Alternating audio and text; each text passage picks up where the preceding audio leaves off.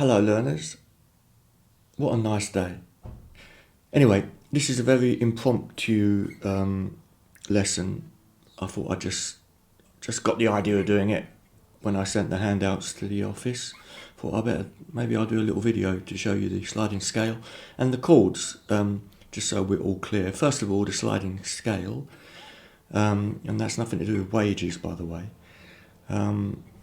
We're in E major, aren't we? So normally, E major scale, yeah, we've got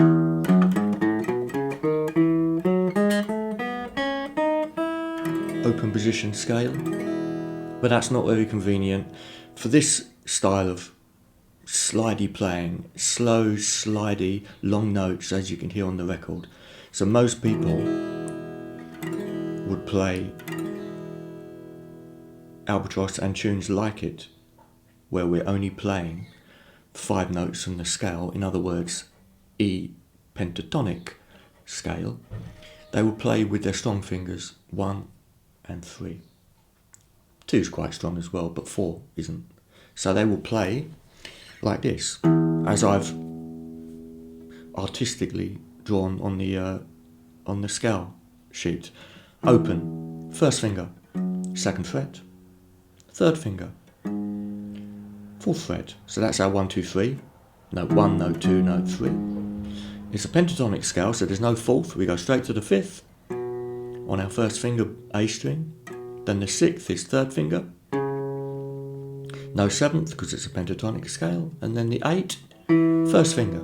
So really easy, just our 1st and 3rd fingers. That's a pentatonic scale. 5 notes.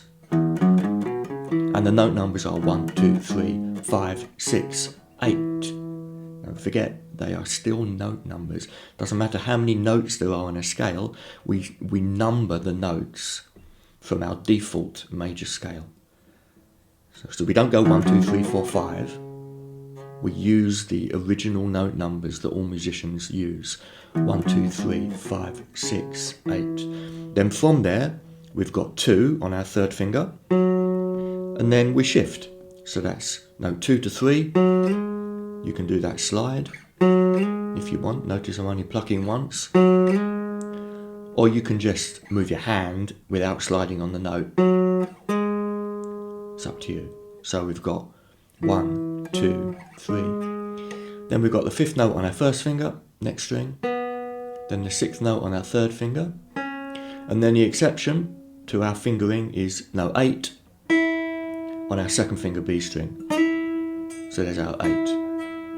So I'm now in fret position 4 because my 1st finger is on the 1st fret. So from that middle note 8, we've got 1, 2, 3, 5, 6, 8. So that's where those riffs come from.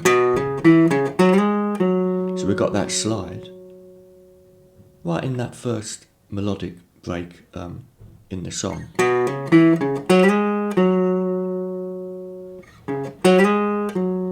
And you can shift up and down whenever you want,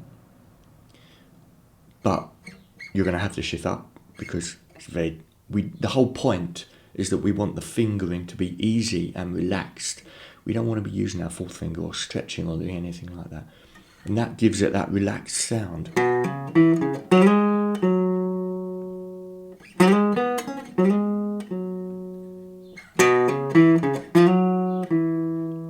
can slide on your 1st finger, slide on your 3rd finger, whatever you want, as long as it sounds nice. So that's our E major pentatonic. There you go, that's sorted. Oh, by the way, we can move that anywhere on the neck, of course, because we've only got one open string. So if we put that open note on our 1st finger, say there, and then immediately slide that up, now I've got a G major sliding pentatonic. So that 1st note there, which is no longer an open string, of course, we can just play with our 1st finger. And then we shift up immediately. Like my girl.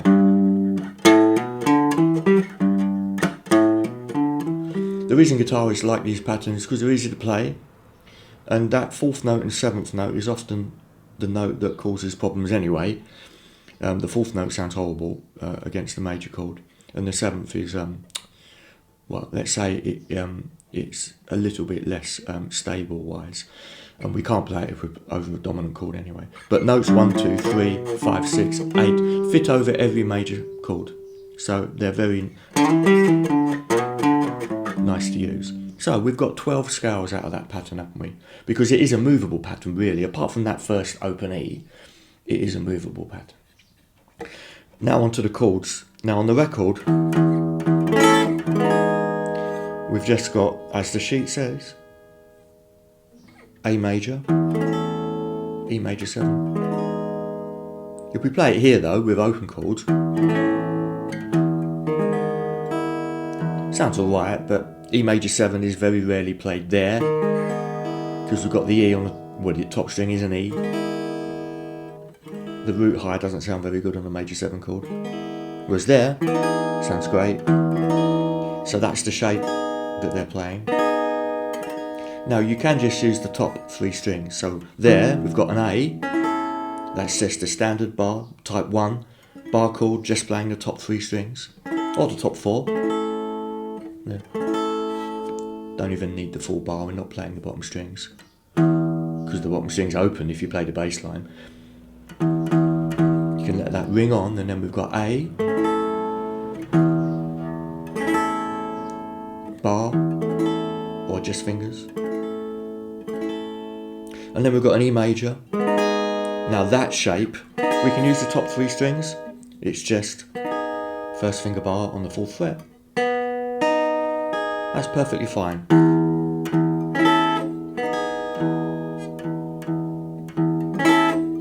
You don't have to play the bass line, but I'm just playing it for context.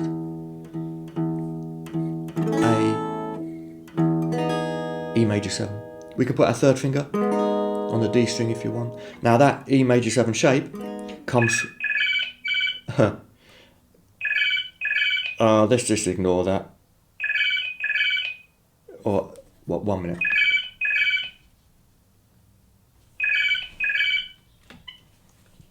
Hello?